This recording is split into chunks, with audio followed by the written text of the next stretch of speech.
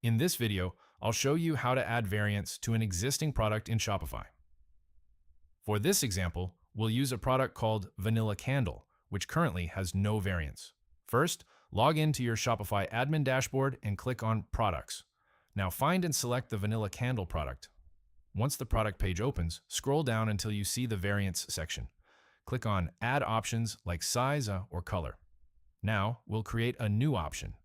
In the option name, type and size, add the first option, 8 ounces, add the second option, 16 ounces. Click Done, and Shopify will automatically generate the variants.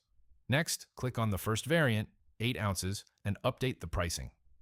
Price, $15. Cost per item.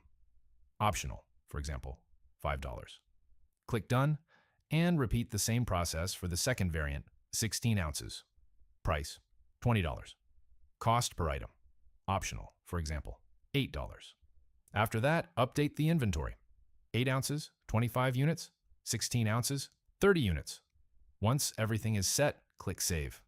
Give Shopify a few moments to update, then refresh your product page on the storefront. You'll now see the variant options available for selection. You can follow the same process to add more variants like color, material, or style. That's it for this tutorial. Simple and effective.